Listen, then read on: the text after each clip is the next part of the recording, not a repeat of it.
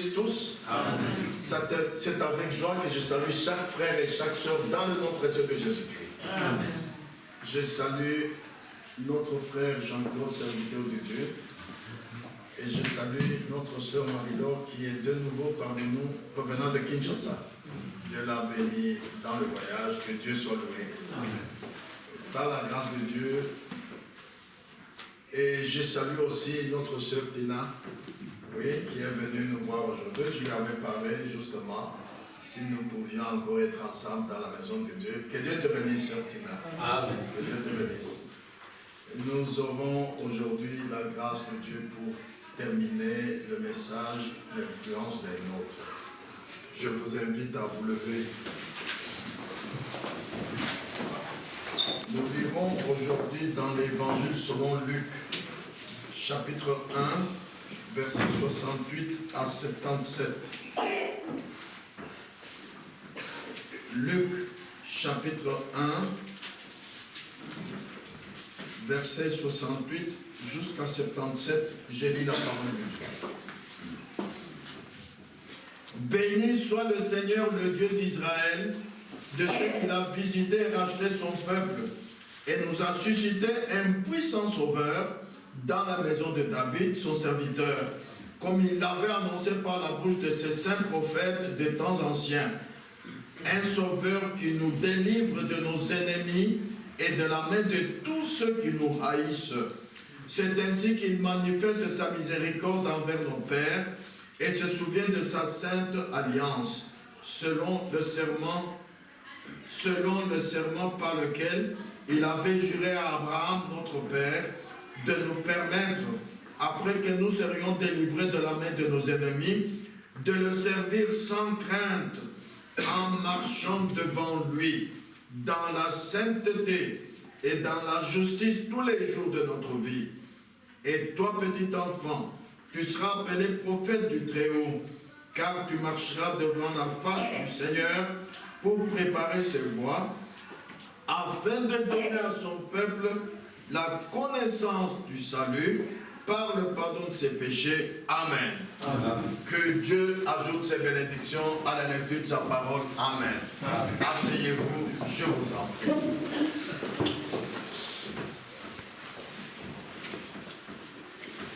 L'influence des nôtres. Dans ce que nous avons lu, je reprends seulement le verset 68 à 71 et 74 et 75.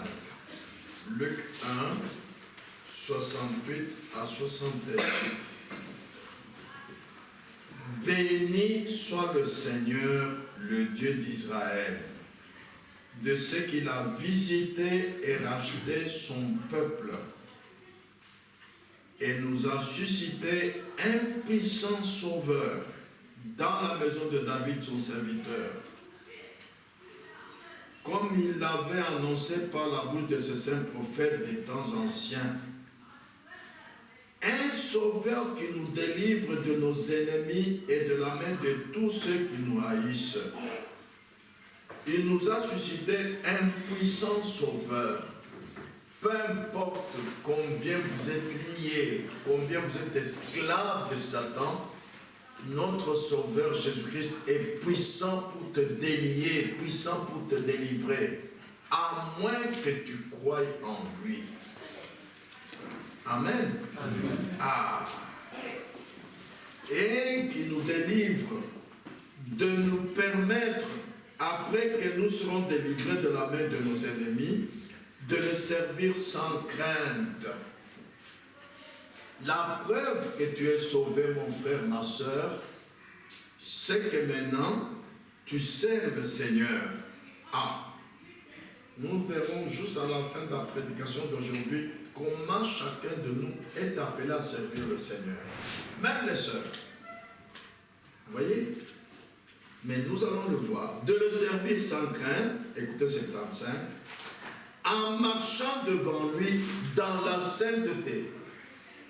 Il ne faut pas être malin. Il ne faut pas la malice du cœur. Nous allons le voir.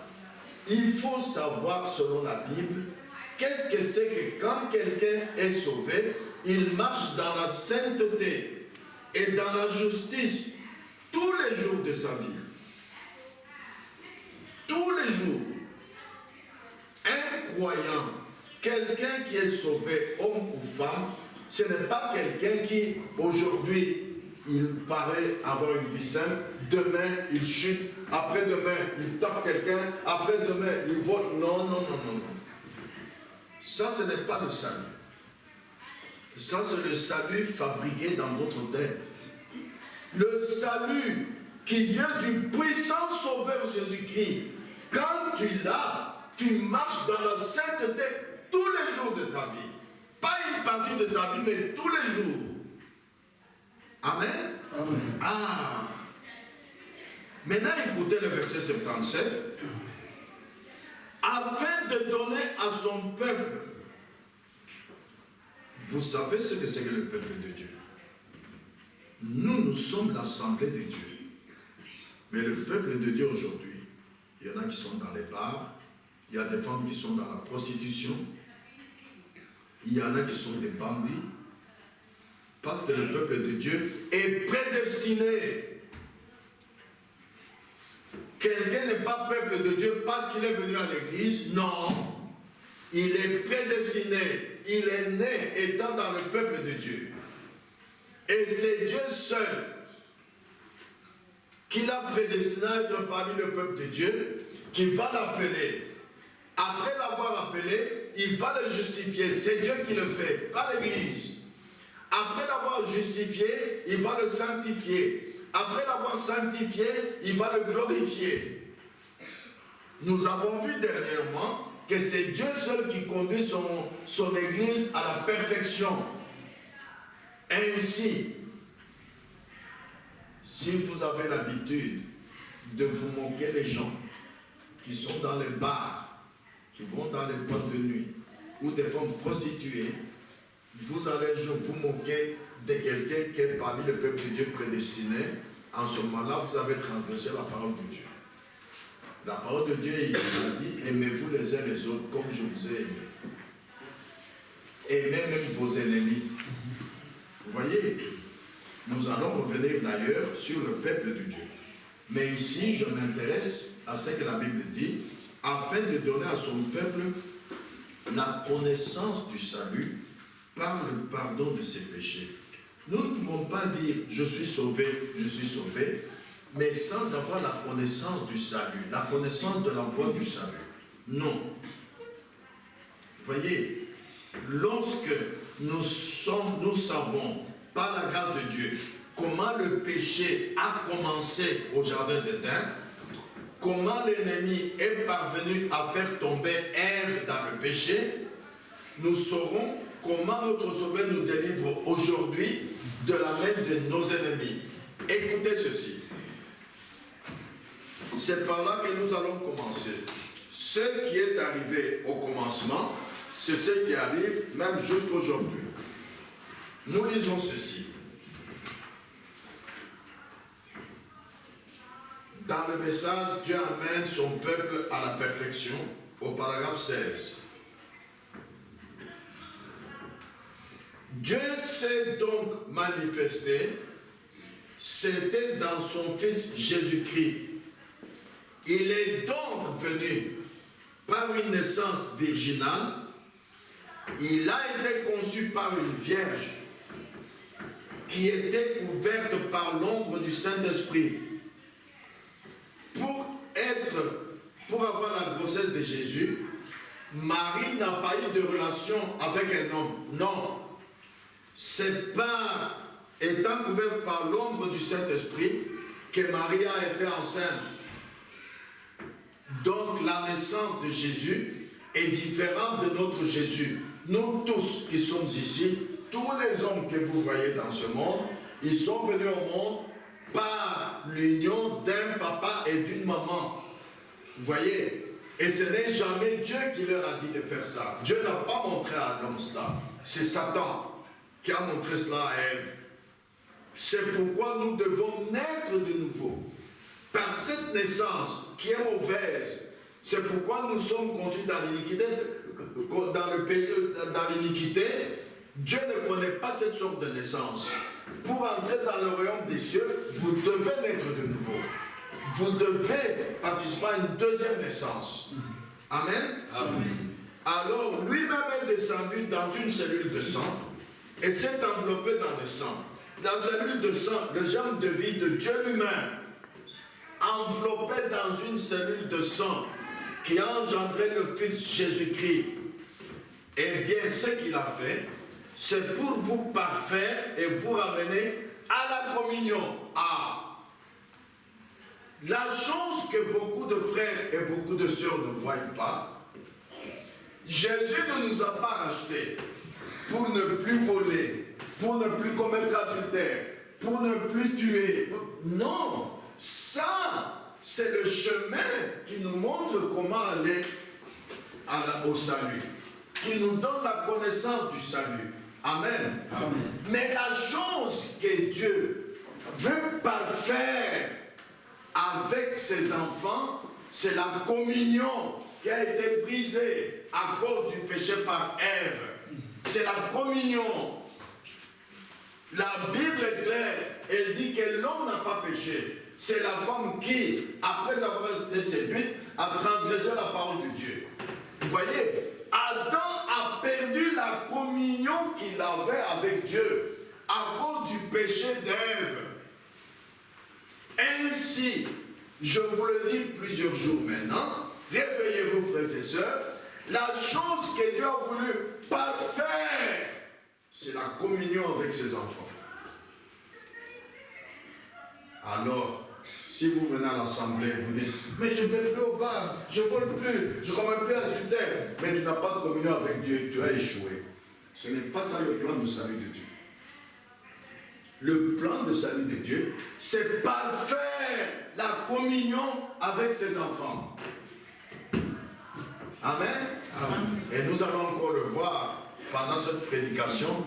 Qu'est-ce que c'est que la communion avec Dieu? Vous voyez? Ce qu'il a fait, c'est pour vous parfaire et vous ramener à la communion. C'est pourquoi mon frère Jean-Marie relit pour nous Luc 1,75. Qu'est-ce qui est écrit là-bas? Regardez déjà comment la Bible parle d'une manière cachée de la communion avec Dieu. Luc 1, verset 75. En marchant devant lui dans la sainteté et dans la justice tous les jours de notre vie. Ah, en marchant devant lui, donc dans sa présence, tous les jours de votre vie dans la sainteté. Nous avons vu la fois passée que Dieu ne tolère pas en sa présence une chose qui n'est pas sainte. C'est impossible. Il est le Tout-Puissant. Si vous essayez de vous approcher de lui d'une manière sainte qui n'est pas sainte, vous ne saurez pas. Il est le Tout-Puissant.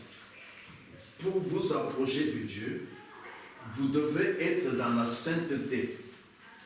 Pour être en communion avec Dieu, vous devez être dans la sainteté. Vous ne devez pas avoir transgressé une seule parole. Il est écrit en Matthieu 4,4, l'homme ne vivra pas de pain seulement, mais de toute parole qui sort de la bouche de Dieu. Parce que la sainteté, beaucoup de gens ne voient que l'obéissance au commandement. Non, à toute la parole de la Bible. Vous voyez? Ainsi, mes frères et sœurs, pensez-y.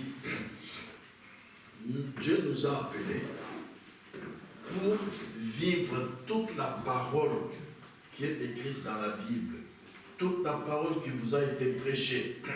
Et il y a la cellule de sang du Seigneur Jésus qui voilait la vie de Jéhovah. Et nous, en venant par la cellule de sang, nous devenons une partie de cette vie. Là, je m'arrête encore un peu. Beaucoup de gens, même baptisés du Saint-Esprit, ne font allusion que de l'Esprit de Christ qui est en eux. Mais tu n'es pas encore parfait, on a vu la fois passée. Tu peux être baptisé du Saint-Esprit, tu transgresses la parole de Dieu. Baptisé du Saint-Esprit, tu peux mentir. Baptisé du Saint-Esprit, tu peux taper ta femme. baptisé du Saint-Esprit, tu peux faire n'importe quoi en transgressant la parole de Dieu. Mais il y a une chose importante que beaucoup de gens qui vont dans les églises négligent. Quand Dieu te baptise du Saint-Esprit, tu as l'Esprit de Christ en toi, mais une partie de l'Esprit de Christ. Il n'y a que Jésus lui-même qui a eu la plénitude de l'Esprit de Dieu en lui. Toi, tu as une partie de l'Esprit de Christ. 2, tu as la vie de Christ en toi. Tu dois même vivre la même vie que Christ. La preuve que tu es baptisé du Saint-Esprit, c'est de vivre comme Jésus-Christ vivait. Lui-même l'a dit en Jean 14, 12. Celui qui croit en moi fera aussi les œuvres que je fais. Je vais vous donner un petit exemple. Quand Jésus marchait un jour, il est arrivé près de Jérusalem, il a vu Jérusalem de loin. La Bible dit que Jésus pleura. Savez-vous pourquoi il a pleuré? Parce qu'il a vu le péché en Jérusalem. Vous pouvez regarder une ville même de loin. Vous voyez des femmes en pantalon, vous voyez des femmes en culotte, vous voyez des femmes en mini-jupe maquillées, vous voyez des hommes avec les cheveux longs. Au lieu de vous moquer, la vie de Christ en toi va pleurer. Comment est-ce possible? Quand Christ lui a pour autant de péché, comment est-ce possible? Voilà la vie de Christ. C'est ça l'amour du péché. Je vais vous donner un exemple. Mon frère Jean-Claude, tu vas sur la route, tu vois quelqu'un tomber, tu vas dire, il est tombé. Tu vas vite. Voilà ce que Christ a fait. Ce que beaucoup de croyants ignorent. Quand tu vois quelqu'un dans le péché, il est sous l'influence du diable, tu dois pleurer. Mais comment est-ce possible? Dieu nous a donné un puissant sauveur. Mais comment celui-là, il est toujours dans la chute? Tu dois pleurer. Tu dois lui venir en aide. Voilà ce que beaucoup de croyants qui vont dans les églises ne voient pas. Alléluia. Amen. Parce que, frères et sœurs, quand tu es sauvé, que tu es né de nouveau, sanctifié, baptisé du Saint-Esprit, la divinité elle-même habite dans toi, l'homme qui a reçu le Saint-Esprit. C'est pourquoi l'apôtre Paul dit dans Galates chapitre 2 verset 20, ce n'est plus moi qui vis, c'est Christ qui vit en moi. Il ne ment pas. Quand réellement un homme, une femme est baptisée du Saint-Esprit, la divinité habite dans cette personne. Alléluia. Amen. Mais maintenant, il ne faut pas être orgueilleux et dire, oh mais moi, Christ est dans mon... Non. Il faut le manifester par ta vie. Il faut le manifester par tes œuvres. Nous avons lu dans Luc chapitre 1, verset 77, afin de donner à son peuple la connaissance du salut par le pardon de ses péchés. C'est ainsi que Dieu nous donne aujourd'hui par sa grâce la connaissance de qu'est-ce que c'est que l'influence des nôtres, qu'est-ce que la mauvaise influence, qu'est-ce que la bonne influence. Parce que l'influence des nôtres, il y a la mauvaise influence, il y a la bonne influence. Et 3, le Sauveur nous donne de quelle manière sommes-nous influencés par l'ennemi pour commettre le péché. Parce que tous ces gens que vous voyez commettre les péchés, si vous n'avez pas la connaissance du salut, vous ne saurez pas pourquoi un homme commet adultère. Voyez? Vous avez vu même le roi d'ici. Il a eu un sujet qui pouvait le rendre ridicule aux yeux du peuple qu'il dirige. Il y a une fille qui est venue de l'Angleterre disant, c'est mon papa. Lui n'a pas voulu accepter ça. Pourquoi? Parce que cela allait salir sa vie. Mais vous ne vous demandez pas comment les gens, même des gens qui ont des grands titres, des rois, des présidents, des ministres, parviennent à faire des bêtises comme ça. C'est ce que la connaissance du salut va nous montrer.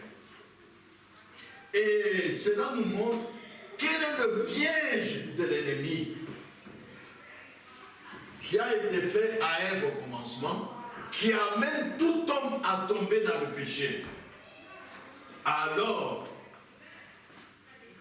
par notre Sauveur Jésus-Christ, nous saurons, après avoir été sauvés, comment nous détourner de la mauvaise influence et marcher dans la sainteté. Ne plus commettre de péché.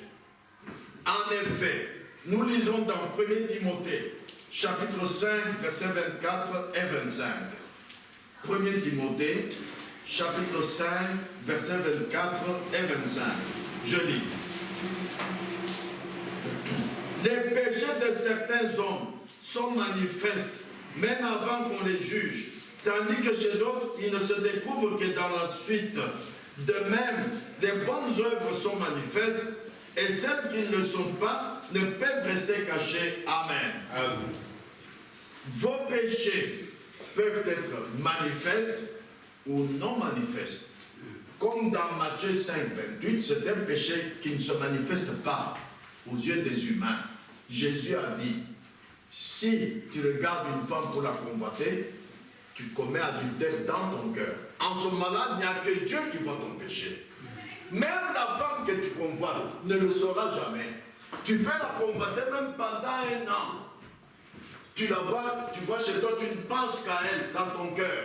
Tu commets l'adultère dans le cœur. En ce moment-là, il n'y a que Dieu qui voit. Mais toi, on verra le dire, mais moi je suis saint, je ne commets plus d'adultère, je ne vole plus. Non, tu commets l'adultère, mais d'une manière qui n'est pas manifeste. Mais maintenant, sache qu'en conséquence d'une chose, cela t'empêche d'être dans la présence de Dieu. Sache-le bien. Tu peux cacher tes péchés aux humains, mais pas à Dieu. Pour Dieu, être en communion avec lui, rien ne peut être en communion avec Dieu qu'il n'ait pas une vie sainte. Amen. Amen. C'est pourquoi nous sommes appelés à sortir du monde. Quand nous venons ici, celui qui est intelligent cherche Dieu. Cherche à connaître Dieu. Les voies de Dieu sont différentes des voies de l'homme. L'homme marche sur une voie naturelle.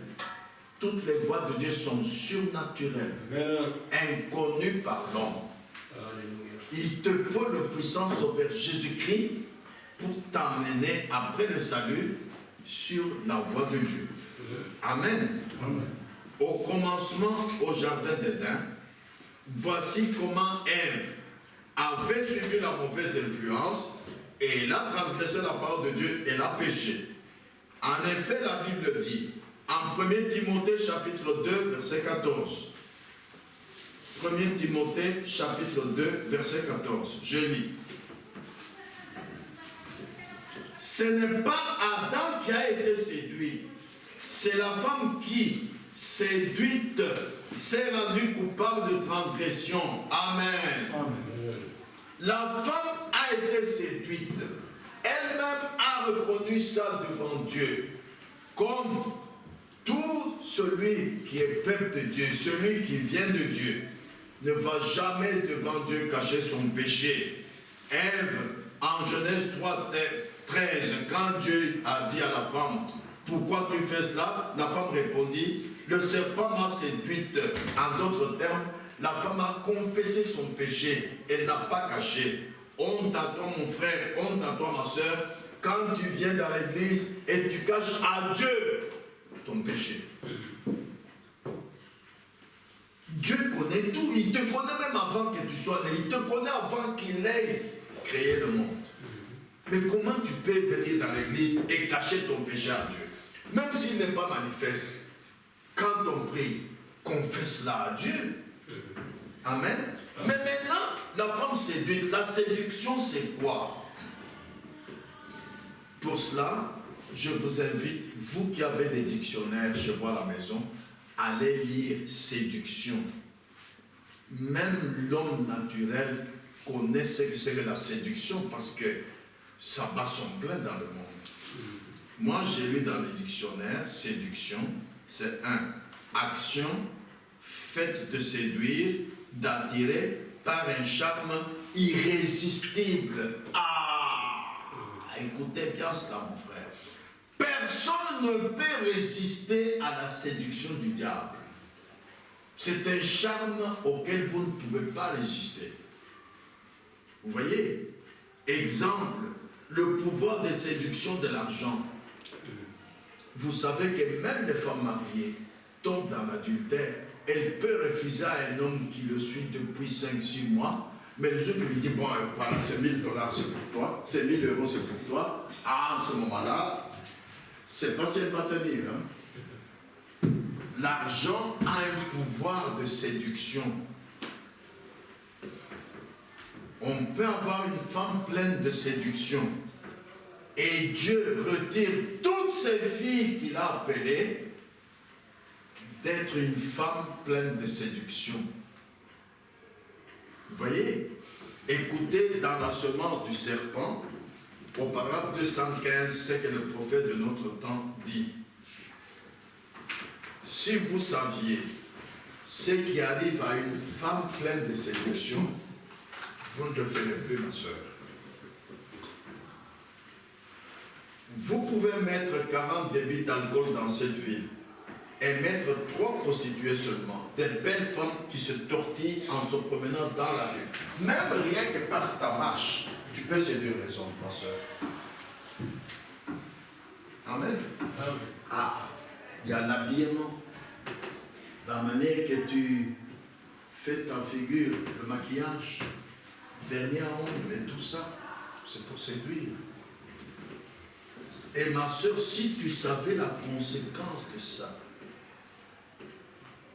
c'est que tous les hommes que tu séduis vont te convoiter dans leur cœur.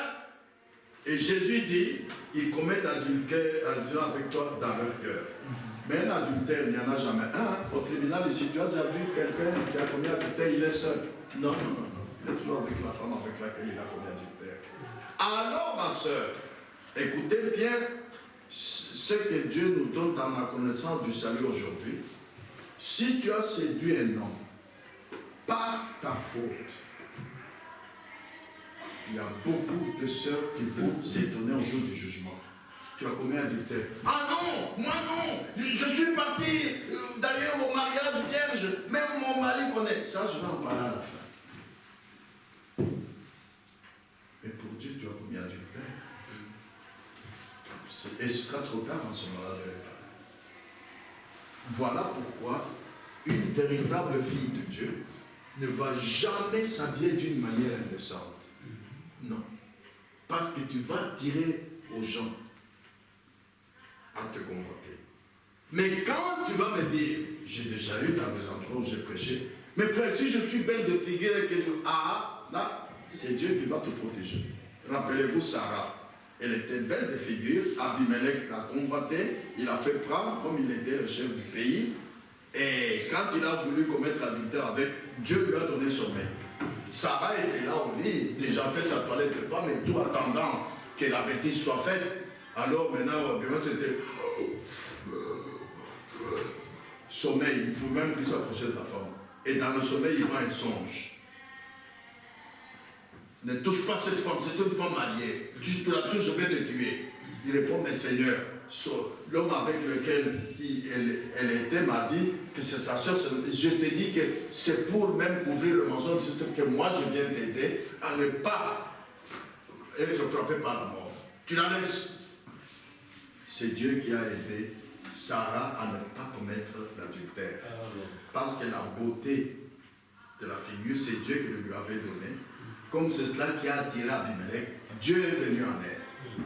Amen. Amen. Notre Dieu est un puissant sauveur. Alléluia.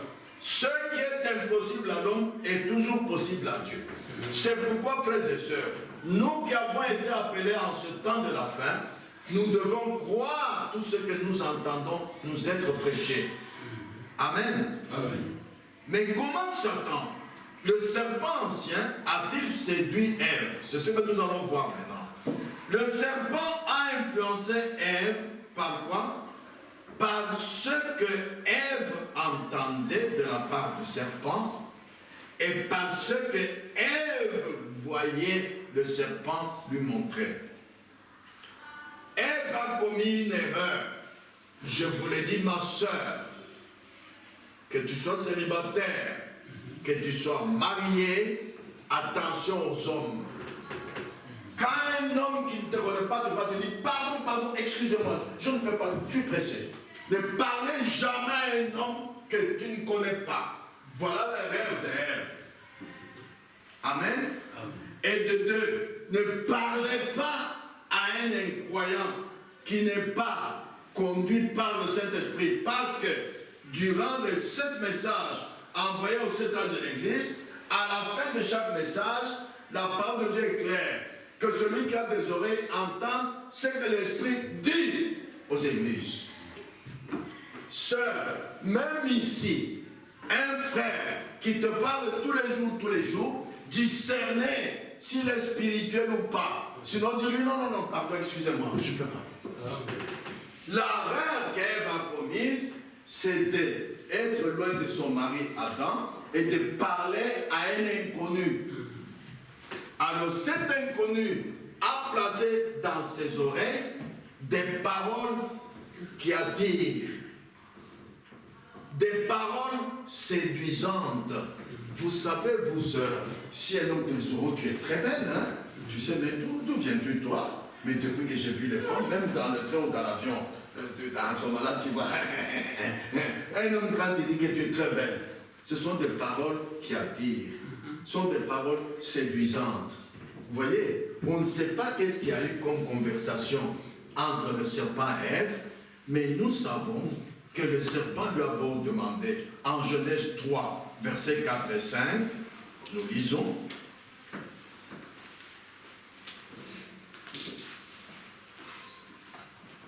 le serpent était le plus riche de tous les animaux du champ. Il dit à la femme, Dieu a-t-il réellement dit, vous ne mangerez pas de tous les arbres du jardin, verset 2. La femme répondit au serpent, nous mangeons du fruit des arbres du jardin. Mais quant au fruit de l'arbre qui est au milieu du jardin, Dieu a dit, vous n'en mangerez point et vous n'y toucherez point, de peur que vous ne mouriez. La femme a répété d'une manière très correcte ce que Dieu avait dit. Entendez bien, frères et sœurs. Le fait de répéter ce que la Bible dit, le fait de vous-même de faire ce que la Bible dit, ce n'est pas ça le salut. La Bible appelle ça les œuvres mortes. Il faut que vous soyez conduits par le Saint-Esprit. Ève a répété d'une manière très correcte ce qu'elle connaissait de la parole que Dieu a dite. Malgré ça, elle est tombée. C'est une grande instruction. Le fait de connaître ce que la Bible dit, ce n'est pas ça le salut. Non. Jésus avait dit à ses disciples, quand le Saint-Esprit viendra, l'Esprit de vérité, il vous conduira dans toute la vérité. Voilà ce qu'il faut. Si c'était le Saint-Esprit, il n'aurait jamais conduit Ève à aller dialoguer avec un homme inconnu. Mais non. Non, ça c'est elle-même qui l'a fait. La preuve en est qu'elle est tombée en répétant à du 100%, avec exactitude ce que la Bible dit, ce n'est pas ça le salut. Les méthodistes, les témoins de Jéhovah répètent bien la Bible. Vous voyez déjà la première erreur. Maintenant, après avoir dit ça au serpent, vous connaissez la réponse du serpent. Non, vous ne mourrez point. Il a ajouté à la parole. Ève a dit, nous mourrons. Il a dit, vous ne mourrez point. Il a ajouté à la parole. Alors, elle a montré à Ève qu'elle était nue. Et en ce moment-là, je vous l'ai dit la fois passée, c'est comme dans la vie charnelle aujourd'hui. Un enfant, jusqu'à 2 ans, je ne sais pas, quand il se lave en famille, il peut sortir, il peut dire, mais mon salon tout nu. Il ne connaît pas qu'il est nu, cet enfant-là. Mais elle dit, non, écoutez, je me lave, ne venez pas. Ah, c'est là où en est Ève. Mais c'est le serpent qui lui a dit, mais tu es nu. Et voilà ce que tu peux faire avec ça. Vous voyez. Et cela a ouvert l'intelligence d'Ève, a ouvert les yeux d'Ève. Alors, la Bible dit en Genèse 3:6, la femme vit que le fruit était, que l'arbre était bon à manger et agréable à la vue. Vous voyez? Et qu'il était précieux pour ouvrir l'intelligence. Elle prit de son fruit et en mangea, elle en donna aussi à son mari qui était auprès de lui et il en mangea. Les yeux de l'un et de l'autre s'ouvrirent. Leurs yeux, qui ne voyaient pas qu'ils sont nus, maintenant ils voient comme ils sont nus. C'est comme un petit enfant, à 1 an, tout nu, 2 ans, il ne voit pas qu'il est nu, mais maintenant à 4-5 ans, il dit qu'il est nu. Il voit maintenant. Voilà ce qui est arrivé à Ève. Voyez pourquoi? Mais le serpent l'a influencé. Voyez, frères et sœurs. Alors, ce que Ève a vu a ouvert ses yeux, c'est-à-dire ce qu'elle a vu avec ses yeux a communiqué aux 5 sens qui dirigent son pavillon intérieur, c'est-à-dire son âme. Les 5 sens de l'âme sont la conscience, l'imagination, la mémoire, les passions, les sentiments et l'affection. Jusque-là, c'était calme, mais dès que les yeux ont vu, ça bouillonnait. C'est naturel. N'importe qui ça peut lui arriver. Je vous donne un exemple. Vous allez tout d'un coup, vous voyez un serpent. Vous allez sauter sans même avoir commandé à votre corps. Le corps lui-même, dès que les yeux voient le serpent, l'intérieur bouillonne, il vous fait sauter. Il vous donne peur. Est-ce que c'est vrai, oui ou non? C'est vrai. Voilà par où Satan, qui avait assisté à la création de l'homme, il connaissait les 3 parties de l'homme. Il savait que quand ses yeux verront ça, son intérieur va bouillonner. Et ça va lui plaire, il va transgresser la parole de Dieu. Parce que la chair a ses besoins qui sont contraires aux besoins de l'esprit, aux besoins des choses surnaturelles. Alors, quand la chair voit les choses dont les yeux voient les choses dont la chair a besoin, mais la chair va accepter, mais donne-moi ça, donne-moi ça. Voilà où nous en sommes. C'est pourquoi, frères et sœurs, quand vous reconnaissez que la nature de l'homme est ainsi faite, la Bible vous donne une seule instruction: ne mettez pas devant vos yeux ce qui est souillé. C'est pourquoi, vous qui êtes sauvés, ne regardez pas des films pornographiques. Votre intérieur va bouger. N'allez pas dans les boîtes de nuit regarder les femmes qui font le striptease. Votre intérieur va bouillonner. Ne va pas causer à 2 avec une très belle fille. L'onction du diable qui était descendue sur Ève, parce qu'Ève avait accepté de regarder, va descendre aussi sur toi et ton intérieur va bouillonner, tu vas pécher. Voilà comment la connaissance du salut nous est donnée, à partir du commencement du péché.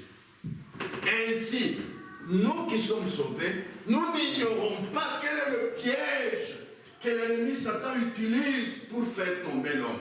Satan n'a jamais obligé quelqu'un. Non. La Bible dit, il cherche qui dévorer l'ennemi. Il n'oblige jamais personne. Mais il vous met il met devant vos yeux quelque chose de tentant, quelque chose de charmant, quelque chose qui attire et qui est irrésistible. Parce que la chair est faible, alors vous allez tomber. Amen. Amen. Le serpent avait montré à Ève ce qui a un charme irrésistible. Je vous prie de retenir cela. Ce qui est tentant, ce qui est appétissant, ce qui est attirant, alors cela a influencé les yeux d'Ève et cela a influencé aussi l'esprit d'Ève à l'intérieur d'Ève. Un jeune garçon, vous les parents, nous quand nous étions jeunes à l'école primaire, mon père m'avait dit de ne jamais aller au bar. Même si mes amis de l'école m'invitaient, comment ne pas y aller. Pourquoi? Il y a des milieux où il y a des choses qui tentent beaucoup, qui attirent beaucoup, qui intéressent beaucoup les yeux. Vous n'allez pas résister. Vous les parents, sachez comment éduquer vos enfants. Si vous laissez votre enfant aller dans n'importe quel milieu, ah, c'est fini. C'est fini, son intérieur va bouillonner. Et il va ou elle va pécher. C'est ainsi que le serpent est parvenu à faire tomber Ève dans le passé, dans le péché. C'est parce qu'il lui a montré ce qui a un charme irrésistible, ce qui est tentant, ce qui est appétissant, ce qui est attirant. Alors cela a influencé les yeux d'Ève. Ah, c'est comme ça, oui, je ne savais pas que c'est si beau. Et alors, en conséquence, cela a influencé aussi l'esprit d'Ève à l'intérieur. En conséquence, Ève, son sentiment a accepté fermement ce qu'elle voyait et ce qu'elle entendait. Pourtant, c'était mauvais. Alors, Ève transgressa la parole de Dieu. Ève a suivi la mauvaise influence du diable. Notez qu'il y a deux puissances qui gouvernent le monde et il y a deux esprits. Je vous lis ça dans l'homme fuyant loin de la présence du Seigneur. Les deux puissances. Il y a deux esprits. L'un de ces esprits est le Saint-Esprit et l'autre est un esprit profane. Et nous sommes gouvernés par cela. Nous sommes gouvernés par deux esprits. Peu importe combien vous êtes baptisés du Saint-Esprit, même ceux qui ont fait le travail de prophète sur cette terre, ils sont toujours gouvernés par deux esprits. C'est pourquoi Frère Branham a failli se suicider. Nous sommes gouvernés par deux esprits. Vous n'êtes pas épargnés. Et ces deux esprits sont religieux. Satan ne refuse pas la parole de Dieu. Il est venu tenter Jésus en disant, il est écrit. Et je lui répondais, il est aussi écrit. Je vous ai dit, le fait de répéter la Bible textuellement 100%, cela ne signifie pas que vous êtes sur le bon chemin ou que vous êtes sauvé. Non, il faut être conduit par le Saint-Esprit. Vous voyez, ces deux esprits sont religieux. Ceux qui ont des trans, ceux que tous deux sont religieux. De même qu'Ésaü et Jacob étaient tous deux religieux. De même que Caïn et Abel étaient tous deux religieux. De même que Judas et Jésus étaient tous deux religieux. Judas est resté dans l'assemblée qui conduisait Jésus pendant 3 ans et demi. Il n'a jamais refusé, il allait chaque jour. Mais la fin. Amen. Amen. Et c'est ce que nous voyons aujourd'hui. Les deux côtés sont religieux. Les gens meurent, mais l'esprit ne meurt pas. De ces deux esprits religieux, l'un est soumis au Saint-Esprit qui vit le genre de vie qu'il doit vivre. Ah! Quand vous venez à l'église, vous avez la Bible, vous la lisez, vous l'aimez comme elle est écrite. Mais quand le Saint-Esprit vient vous conduire maintenant, voilà la différence. Ou bien vous vous laissez influencer par le Saint-Esprit, ou bien quand vous allez à l'école, jeune sœur, vous voyez d'autres filles avec les vernis à ongles. Et que le diable vous dit, mais ça ne fait rien de vernis à ongles, ce n'est pas l'adultère. Hein? Et que vous mettez, vous vous êtes laissé conduire par une mauvaise influence. Le Saint-Esprit vient te conduire, l'esprit du diable vient te conduire aussi. C'est à toi de choisir. Ah, c'est là où nous en sommes, frères et sœurs. Vous voyez? L'un est soumis au Saint-Esprit qui vit le genre de vie qu'il doit vivre et le fait marcher de manière pieuse et honnête. L'un est un esprit et l'autre un être profane. Même ceux qui pourraient être religieux se moquent de vous et vous appellent des saints fanatiques. Ils ignorent la parole immuable de Dieu et agissent comme si elle n'avait jamais été écrite. Lire, vous la lisez, mais pour la vivre, vous refusez. Vous voyez, vous pouvez dire, maintenant regardez ici, j'ai le Saint-Esprit, et vous tenir là en fumant votre cigare, eh bien, j'ai le Saint-Esprit. Je ne pense pas qu'il soit mal de boire un peu. Hein. Je ne pense pas qu'il soit mal de fumer un peu. Hein. Je n'ai tué personne. Hein. Voilà le problème. Et c'est ce que nous voyons dans les églises aujourd'hui. Mais que ces gens-là se disent qu'un jour, il y aura la fin du système de ce monde. Ce n'est pas un système éternel. On n'aura pas toujours des voitures, des trams, des avions. Non, ça prendra fin. En Apocalypse, la Bible parle des nouveaux cieux et une nouvelle terre. Ah, faites attention, frères et sœurs. Amen. Ah, c'est pourquoi, avec les deux esprits, nous savons qu'il y en a un qui vous conduit vers les choses saintes, les choses telles que Dieu les dit. Un autre esprit vous conduit à l'opposé des choses saintes. Vous voyez, à sa manière d'interpréter la parole de Dieu. Comme dès le début, Ève a dit, Dieu a dit, l'arbre de la vie, quand vous mangez, vous mourrez. Mais ce n'est pas dit, non, vous ne mourrez point. Dieu lui-même sait que. Voilà son interprétation.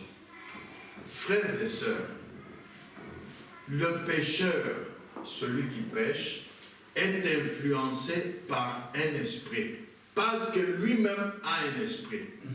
Je vous avais montré un jour ici les trois parties du corps humain.